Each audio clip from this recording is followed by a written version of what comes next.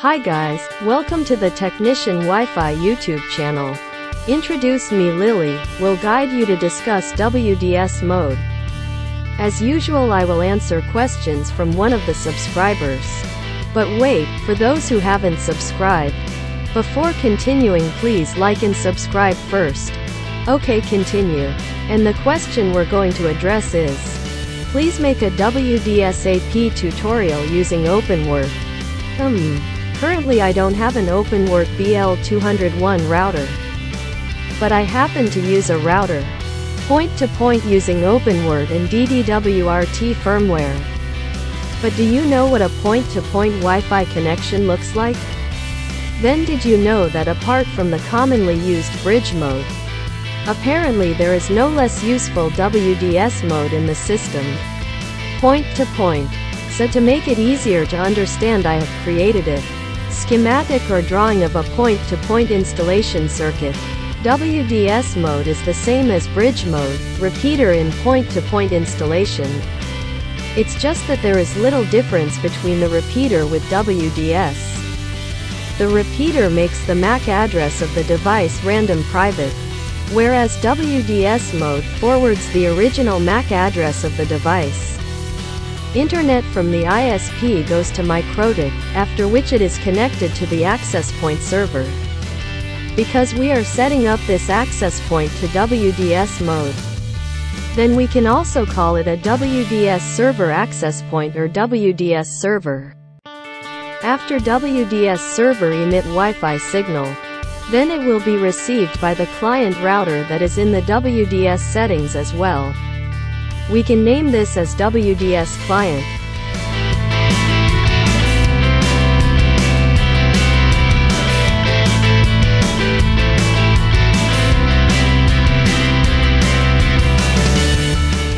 The internet will often go back and forth like this. So at point-to-point, make sure between server and client, well connected without dropping out. Bad connection or weak signal will cause the internet connection is not good. Maybe the quality of the tool and the distance between the server and the client. Must really pay attention. After making sure the connection is connected properly, you can directly connect WDS client routers to customers. Or it can also be connected first to the LAN hub, or to router access point to use as Wi-Fi voucher. If after completion we assemble it like this schematic image, but the MAC address received by MikroTik is not a MAC address. User device. That means the router that we use for point-to-point does not support WDS. Or we are wrong in the router configuration.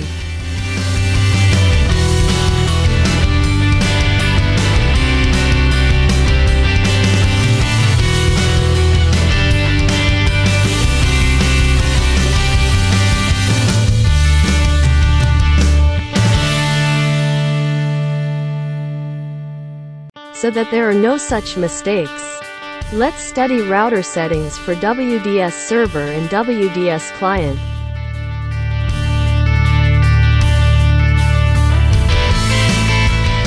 As an example, I will use WDS server with OpenWrt firmware, while for the WDS client I will use the DDWRT firmware.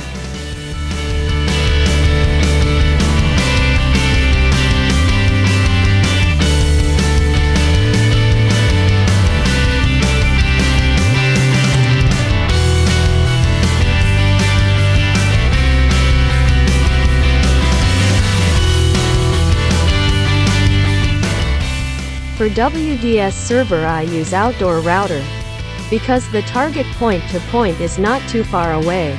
Then I use a normal router. Then I flash with OpenWrt rimware. If you use the same router and want to make it OpenWrt, then you can watch this video.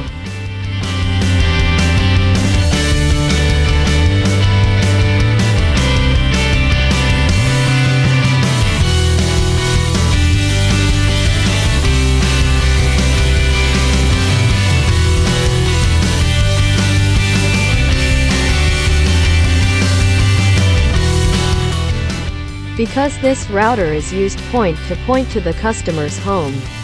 and means it has been set as a WDS server. So I can't show how to configure it, but due to OpenWrt router configuration being WDS server, the same as how to configure an OpenWrt router to be an access point.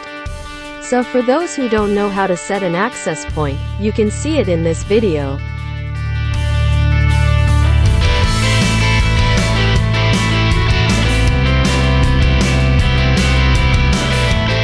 The essence of setting up a router to become an access point is 1. Change the router's IP so that it doesn't share the same IP with other devices. 2. DHCP on the router must be turned off.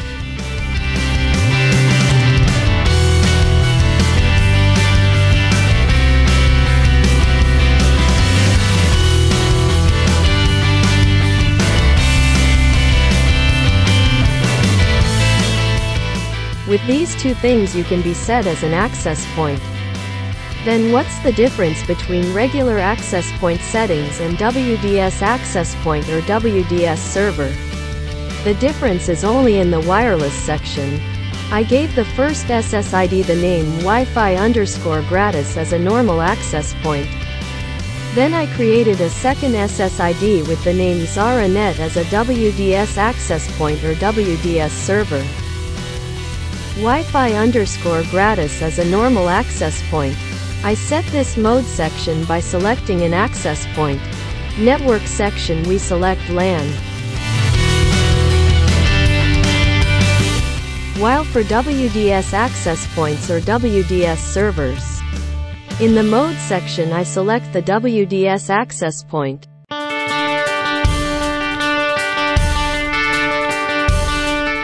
Warning, because this is WDS mode which functions to forward the MAC address.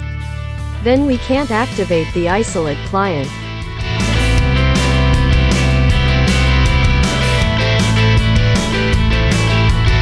While for ordinary access points we can activate the isolate client.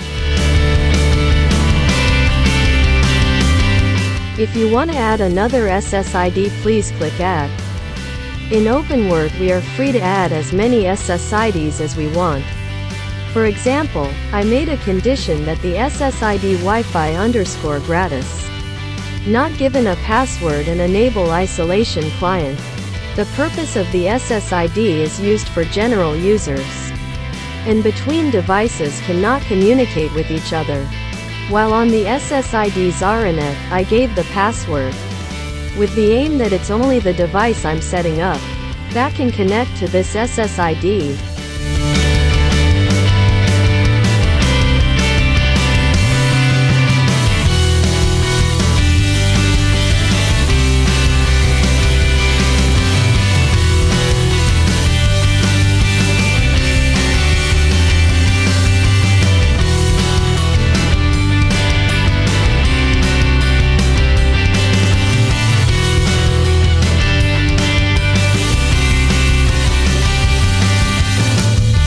As additional information, so that the WDS point-to-point path does not experience problems, like often disconnected or even hard to connect WDS. Try using IP settings that are one subnet.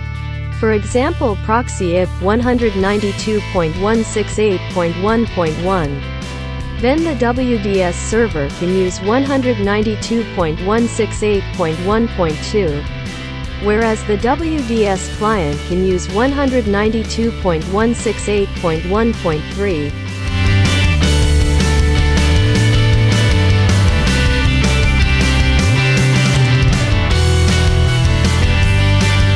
I hope you have understood the settings for this WDS server. Now we will continue to do the settings for the WDS client. I am here using DDWRT firmware, the same as the WDS server earlier. WDS client also requires us to set IP and disable DHCP.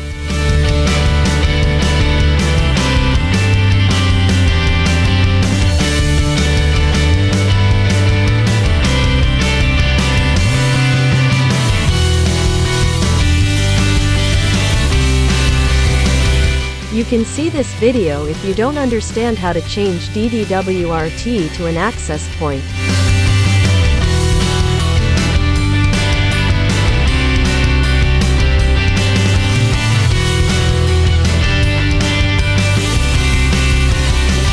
After changing DDWrt to access point, to change to the WDS client, the same as before, we only need to replace the wireless part.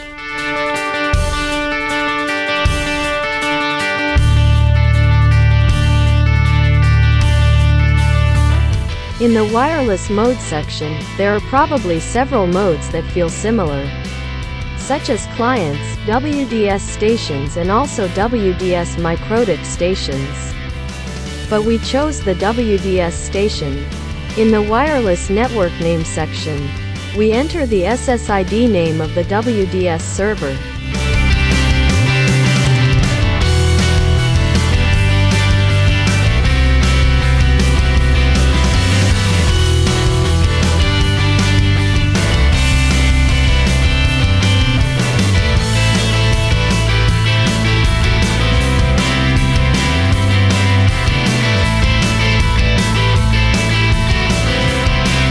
On DDWrt can't scan Wi-Fi signal, so we have to enter WDS server SSID name manually. I often do a combination of OpenWrt as a WDS server and DDWrt as a WDS client, because I thought it would be simpler.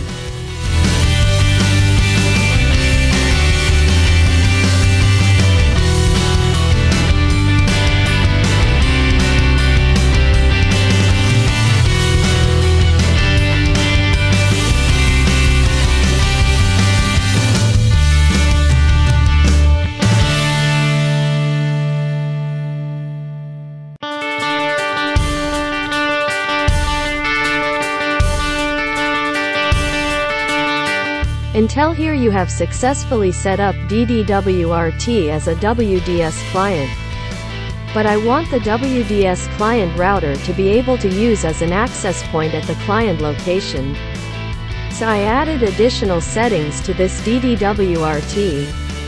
On the virtual interface, I made a new one and selected WDSAP in the wireless mode section, and give the SSID Wi-Fi _ gratis so it's the same as the one on the WDS server.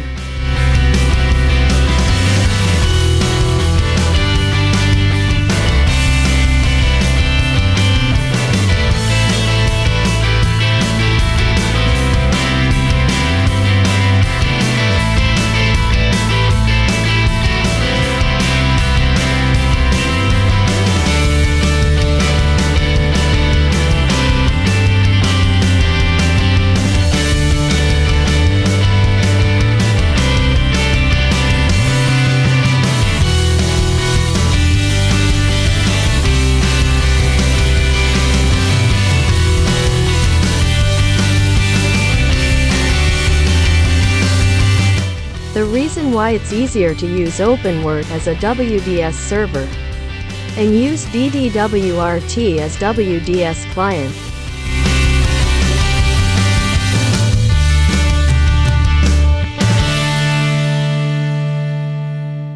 Because we don't need to enter the MAC address of the client or server in the WDS settings.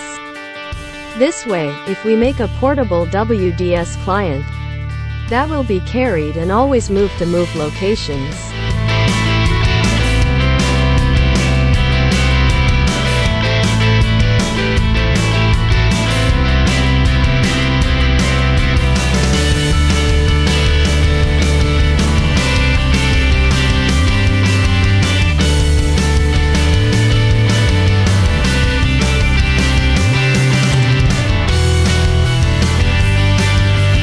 Then you will be connected as long as you are connected with SSID ZaraNet.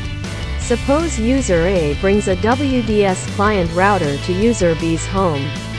Because at home user B also has a WDS server, then a WDS client belonging to user A will be able to connect to the WDS server in user B's home.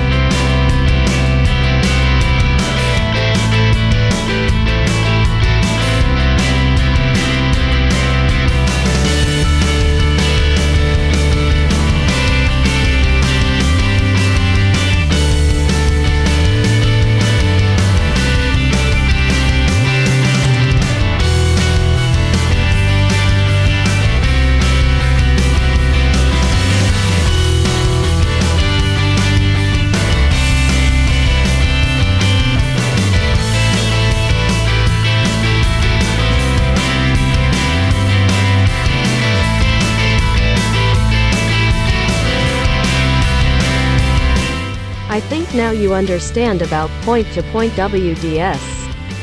So I just end this video. Don't forget to like, share and subscribe.